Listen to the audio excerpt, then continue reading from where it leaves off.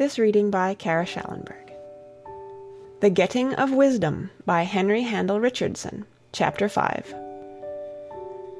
55 heads turned as if by clockwork, and 55 pairs of eyes were levelled at the small girl in the white apron, who meekly followed Mrs. Gurley down the length of the dining-room.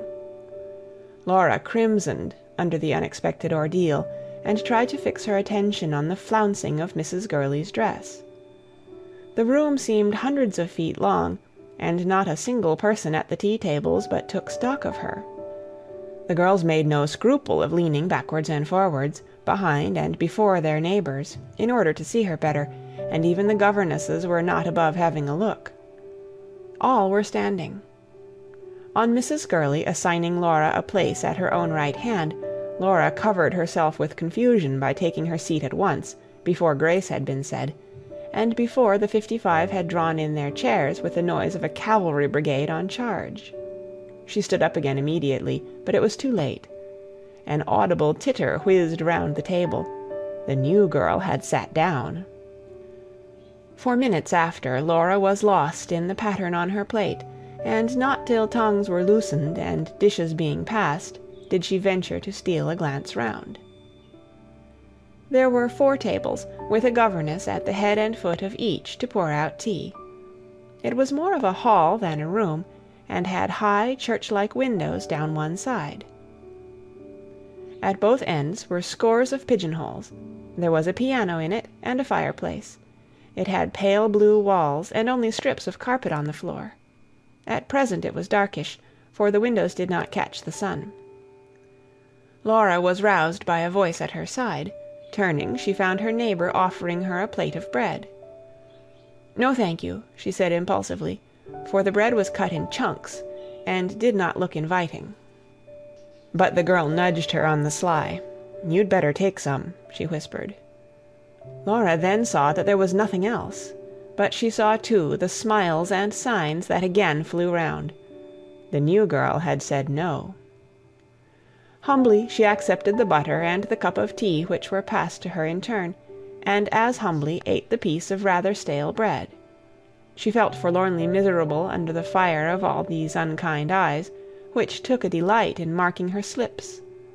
At the smallest further mischance she might disgrace herself by bursting out crying. Just at this moment, however, something impelled her to look up. Her vis-à-vis, whom she had as yet scarcely noticed, was staring hard, and now, to her great surprise, this girl winked at her, winked slowly and deliberately with the right eye. Laura was so discomposed that she looked away again at once, and some seconds elapsed before she was brave enough to take another peep. The wink was repeated. It was a black-haired girl this time, a girl with small blue eyes, a pale freckled skin, and large white teeth. What most impressed Laura, though, was her extraordinary gravity. She chewed away with a face as solemn as a parson's, and then just when you were least expecting it, came the wink. Laura was fascinated. She lay in wait for it beforehand, and was doubtful whether to feel offended by it, or to laugh at it. But at least it made her forget her mishaps, and did away with the temptation to cry. When, however, Mrs. Gurley had given them the signal, and the 55 had pushed back their chairs and set them to the table again with the same racket as before, Laura's position was a painful one. Everybody pushed and talked and laughed, in a hurry to leave the hall, and no one took any notice of her except to stare. After some indecision, she followed the rest through a door. Here she found herself on a veranda facing the grounds of the school. There was a long bench, on which several people were sitting. She took a modest seat at one end. 2 of the younger governesses looked at her and laughed, and made a remark. She saw her roommate, Lilith Gordon, arm in arm with a couple of companions. The winker of the tea-table turned out to be a girl of her own age, but of a broader make. She had fat legs, which were encased in thickly ribbed black stockings. As she passed the bench, she left the friend she was with to come up to Laura and dig her in the ribs. "Didn't she like her bread and butter, poor little thing?" she said. Laura shrank from the dig, which was rough, but she could not help smiling shyly at the girl, who looked good-natured. If only she had stayed and talked to her, but she was off and away, her arm round a comrade's neck. Besides herself, there was now only an elderly governess left, who was reading. She, Laura, in her solitude, was conspicuous to every eye. But at this juncture up came two rather rollicking older girls, one of whom was fair, with a red complexion. As soon as their loud voices had driven the governess away, the smaller of the two, who had a pronounced squint, turned to Laura. "Hullo, you kid," she said. "What's your name?" Laura artlessly replied. She was dumbfounded by the storm of merriment that followed. Maria Morell, the fat girl, went purple and had to be thumped on the back by her friend. "Oh, my!" she gasped, when she had got her breath. "Oh, my! Hold me, someone, or I shall split. Oh, golly! Laura Tweedle Rambotham! Laura Tweedle Rambotham!" Her voice trailed off again. Gosh, was there ever such a name? She laughed till she could laugh no more, rocking backwards and forwards and from side to side, while her companion proceeded to make further inquiries. "Where do you come from?" the squint demanded of Laura, in a businesslike way. Laura named the township quaveringly. "What's your father?" "He's dead," answered the child. "Well, but I suppose he was alive once, wasn't he, duffer? What was he before he was dead?" "A barrister." "What did he die of?" "Consumption." "How many servants do you keep?" "One." "How much have you got a year?" "I don't know." "How old are you?" 12 1/4. "Who made your dress?" "Mother." "Oh, I say, hang it, that's enough. Stop teasing the kid," said Maria Morell, when the laughter caused by the last admission had died away. But the squint spied a friend, ran to her, and there was a great deal of whispering and sniggering. Presently the pair came sauntering up and sat down, and after some artificial humming and hawing, the newcomer began to talk, in a loud and fussy manner, about certain acquaintances of hers called Tweedledum and Tweedledee. Both the fat girl and the squint split with laughter.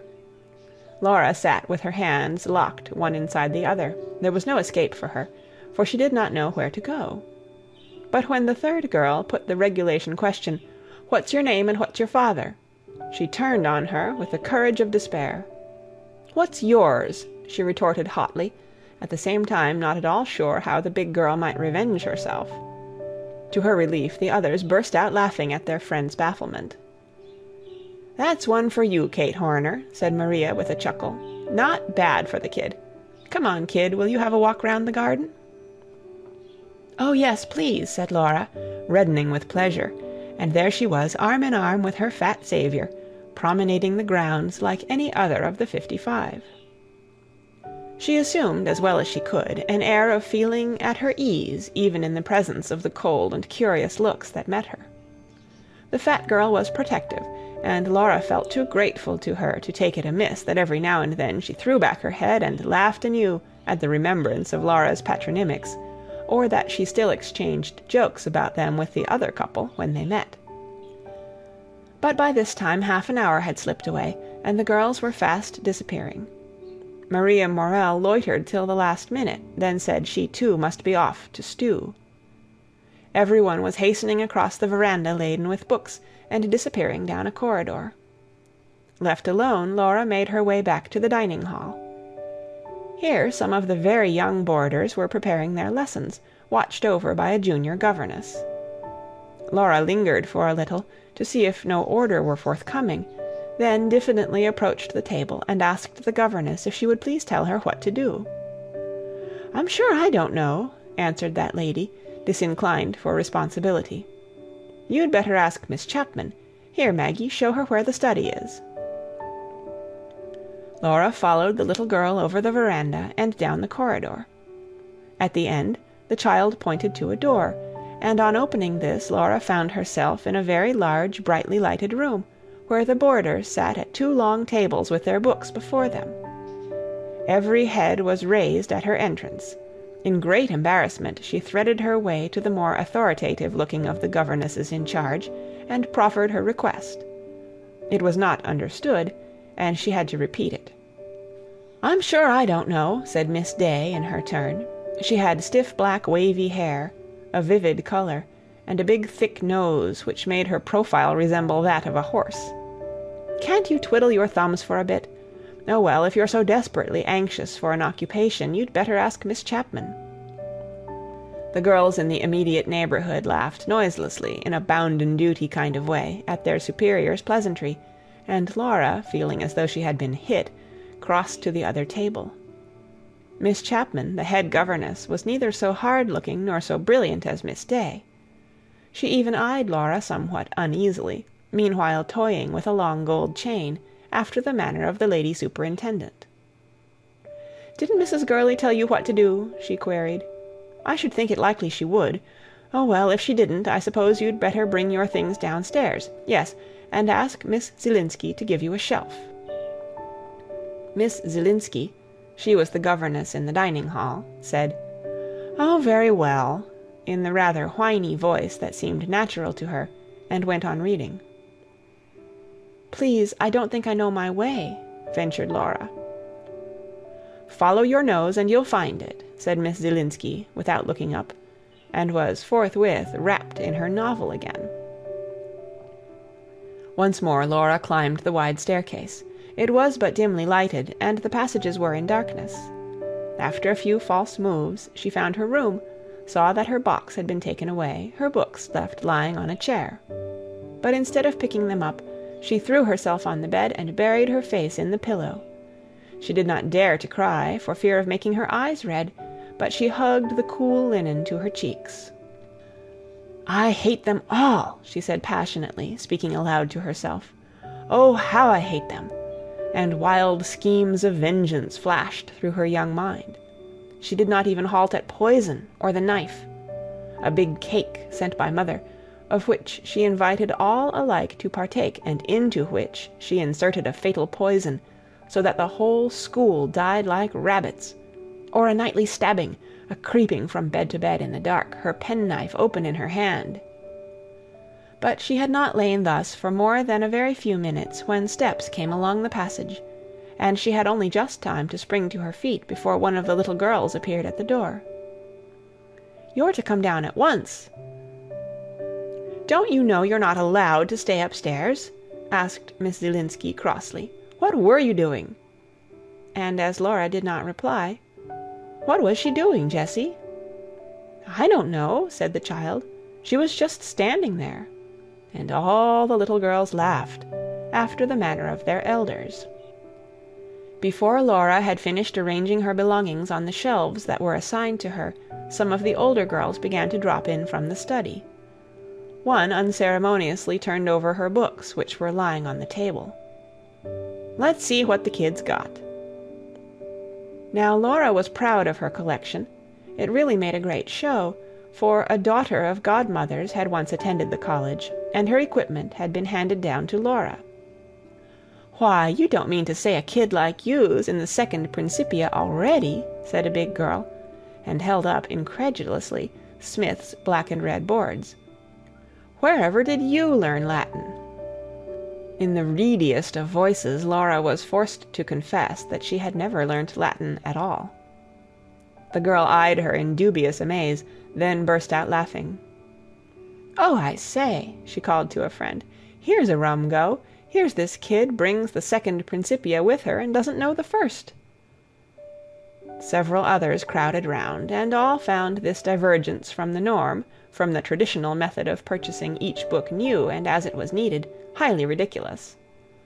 Laura, on her knees before her shelf, pretended to be busy, but she could not see what she was doing, for the mist that gathered in her eyes. Just at this moment, however, in marched Maria Morell. "Here, I say, stop that!" she cried. "You're teasing that kid again. I won't have it. Here, come on, kid. Laura Tweedledum, come and sit by me for supper." For the second time Laura was thankful to the fat girl, but as ill luck would have it, Miss Chapman chanced to let her eyes stray in their direction, and having fingered her chain indecisively for a little, said, "It seems a pity, doesn't it, Miss Day, that nice little girl should get in with that vulgar set?" Miss Chapman liked to have her opinions confirmed, but this was a weakness Miss Day did not pamper. Herself strong-minded, she could afford to disregard Miss Chapman's foibles. So she went on with her book and ignored the question.